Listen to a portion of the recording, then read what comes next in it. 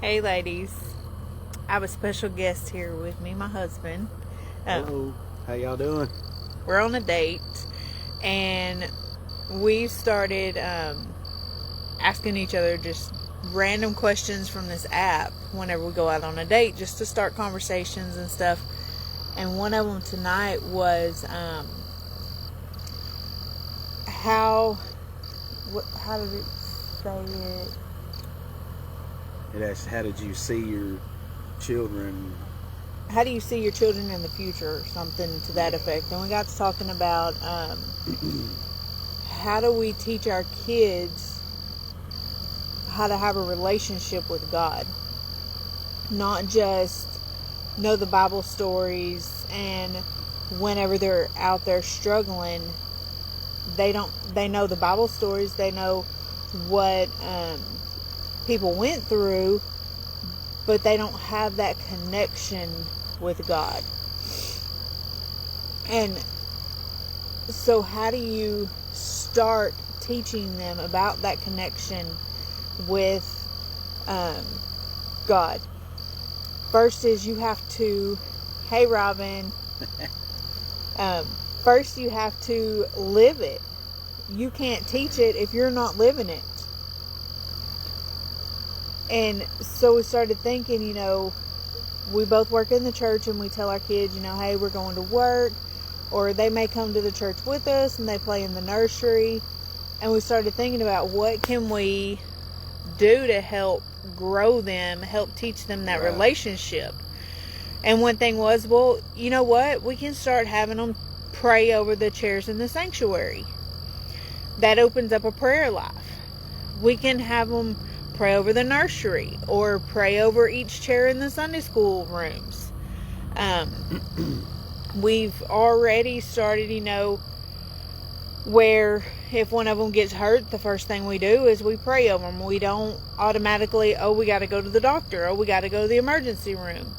It's, we pray. We stop and pray. Or on the way to the emergency room praying.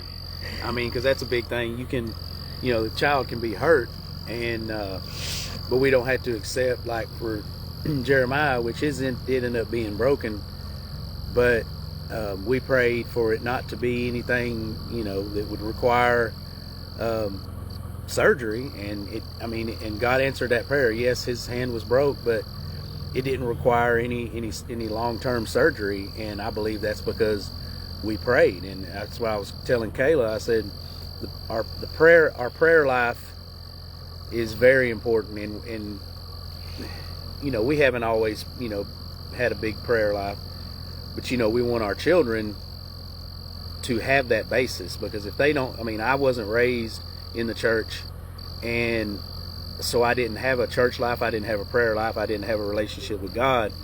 And so what we were talking about, it was, we want to instill in our children that basis of that prayer life. Pray about everything, pray constantly, and have that personal relationship with God, because that's the only way we're going to make it through hard times without just totally losing it, is that prayer life and that relationship with God. So I'll let her talk some more. Sorry. We don't want our kids to go out there like we did, with no foundation and building on the wrong foundation, right, and then having to tear everything down. We went, the last 3 years have been tearing down the wrong foundation in our marriage and rebuilding the right foundation in our marriage. And it's been very hard and very difficult. Yep. And we don't want that for them. We want them to be able to know, hey, this is what we do. This is the foundation we were given. This is the right foundation. And I'm not saying they won't have problems, because they will have storms. Right. The weapons will be formed against them, but they don't have to prosper. And we have to teach them how to have that prayer life, how to have that connection with them, with God, so that when it does form, that they know what to do. Yes. And they don't have to just take it and let it just prosper, because we don't want those weapons to prosper. We don't want to have to watch our kids go through things, but we can also, we know they're going to form. We just have to teach them, this is what you do in that time.